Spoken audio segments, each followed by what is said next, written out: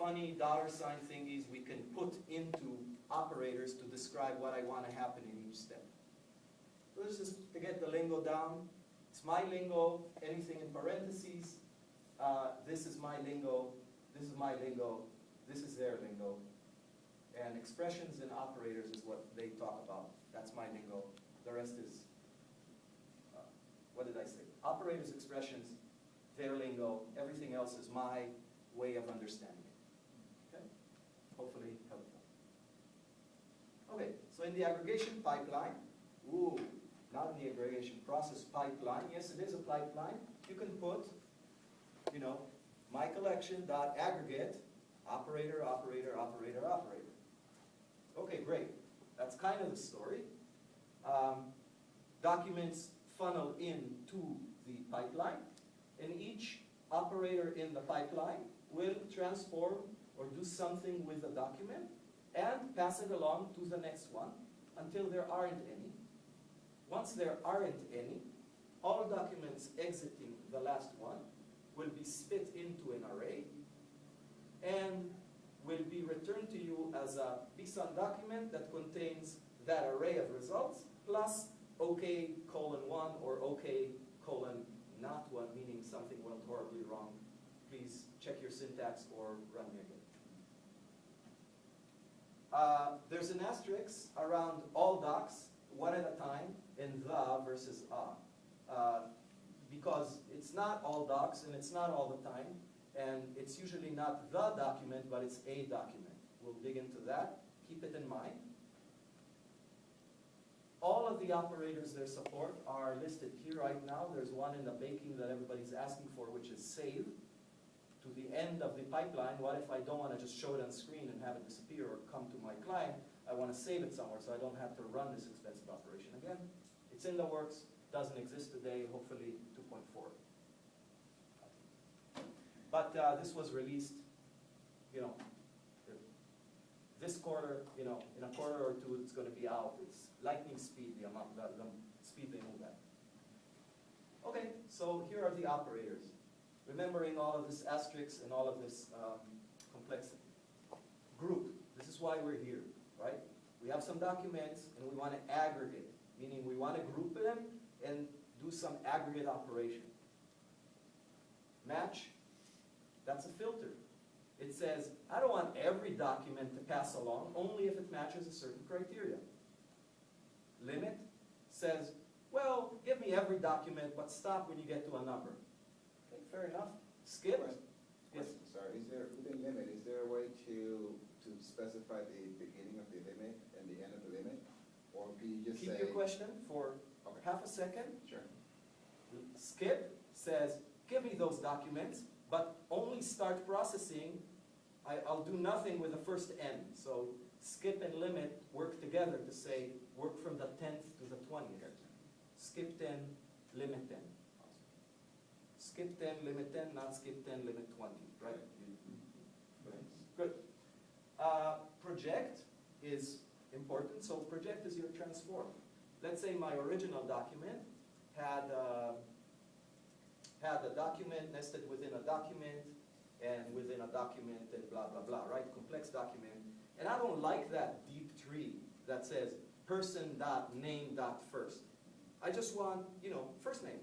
And then how many times he hit my website. So rather than going into, does that make sense? Yes. Okay, so I want to transform the document. I want to change it from its original format to a new format of what it looks like and what the things are named. Project will help me do that. It'll help me pull in or even group. So I can have first name, last name, and I can pull it into name. We'll see some examples or ask me and let's play with that a little later when we do the demo. Unwind. When you're in Mongo, often you make an array. And the problem with aggregation is, if you want to, say, process each item in the array, you really need to pivot it out.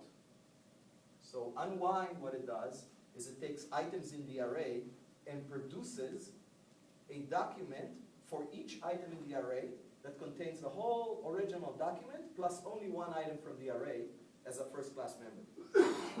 Right? So I have blog post with tags, tag A, tag B, tags 3. So I have blog post in the array of tags. After unwind, I'm going to have the blog post with tag A, the blog post with tag B, the blog post as 3 discrete documents. What does that violate? The cardinal rule in Mongo. Every object has an ID and it's unique. Not inside the pipeline, because that ID is going to be repeated. But that's okay, because it's in the pipeline and it's not exposed out. So when you think, oh yeah, I'll just do a save at the end, whoa, how do you do that? You can't really save them out, right? It's okay to just have an array of stray documents, but that ID better not be the ID of a collection. And finally, sort. What would life be without ordering ascending or descending, right? Okay. So much for that theory. And then Lurie went and highlighted them in all kinds of ways. Remember transformers, remember asterisks and qualification. Okay. So for a group by, if I put that in the pipeline, the document that came in is not the document that comes out. I call that a transformer, right? It's not Optimus Prime, but transformer nonetheless. Maybe Bumble. Match, whatever comes in, comes out. Doesn't change the document structure. Limit, doesn't change the document structure. Skip, doesn't change. And sort does not change. So the transformers are group, project, and unwind. They will produce different documents.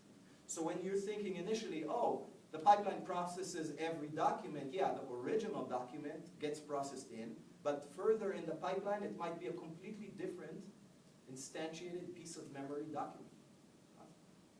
Right? And what can't I do if I change the document? Save it. Fair enough. If you Save it might be a problem. What else? What if I wanted to use an index? An index on a field on the original document, the index points to that original document. But once I transformed it, it's no longer the pointer to that place in memory, so it can't be used. So once you hit in the pipeline one of those transformers, indexes are off the table. So how do you optimize your query? Defer these to the end. If you want to take advantage of any index, not everything can or should, but if you wanted to, push those to the end. Make sense? So the purple ones are same doc in and out. Put them in the beginning. In fact, which ones should be in the beginning? The absolute one that should be in the beginning, always, if you could. match. Match, correct. Match.com. Find a date, continue in the pipeline. So this is, that's my online dating. So yeah, so that's right. First of all, reduce the number of documents you want to spelunk. Put a match in front. In brown are those transformers. They all kill index usage. The sort also kills index usage once there's stuff in front of it. So it kind of depends. Now, a collector. So collector means that once you reach that, you cannot move a document through the pipeline once you reach the collector until all documents have been seen by that collector. Huh? Okay. If I wanted to sort the documents, I have to have seen every document before I can pass the first one along. I cannot find a document with a value 0 because the next one might be -1. So I have to stop and collect everything, right? So what do collectors do naturally? Kind of kill the indexing of anything that comes after them, right? So be aware of these kind of heuristics of those operators and when you're designing your pipeline of how you want to query. So that's it. That's kind of our universe of operators. And we're going to apply them to original documents and see how they behave. Any questions so far? Okay, so we'll use crib sheet if we forget or bounce back to it. One more, a few more ground rules for the group. There must be an ID.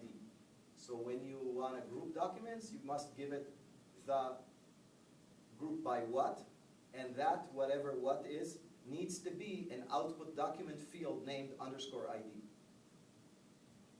It's just a rule, that's just how it works. In project, you're pretty much free to project out any document structure you want that's a valid BSON document, no problem.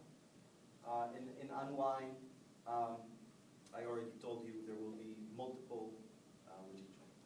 Question, Yes? going back, project, I'm not sure I understood what project was. I understood. So let's group wait and the see ID. how it behaves and see if it works. Did you explain what it was? Oh, project transforms the original document Okay. into an arbitrary document on the output. Its rules, like not unlike MapReduce are though, that it can only work on the input document. There is no notion in the pipeline of reaching to another collection or looking at the next document. There's no, the visibility of every stage in the pipeline is only the document coming in. Even the collectors work that way, right? They only have what they have, and the only thing they can operate on is the new one coming in, collecting them in whatever fashion they do. Question on the group, you said you could group by any, you could utilize any field, any element in a Or document. combination of fields, we'll see that in the Combination. demo, yes. But you have to call it ID. Correct, you have to name it in the output document _ID. Yes. Yep. Can I go to the demo? Yes. Okay, so keep those questions, keep me honest and ask me in the demo. If I didn't go through that, then ask me and let's see a usage of that demonstrate that. Okay. So I fired up our trusty Mongo daemon. So now we have a running database. What do I have to do? Let's see. Does everybody see? Is this good? Yes. Okay. Because it tends to scroll down, so I want to make sure. Okay, so I need to connect to my Mongo, and I want to also load the add to JavaScript file that I have and stay in the shell. And now I'm connected. Show DBs, and we're going to use ag_to database, reset it, and show collections. Question. Yes, please.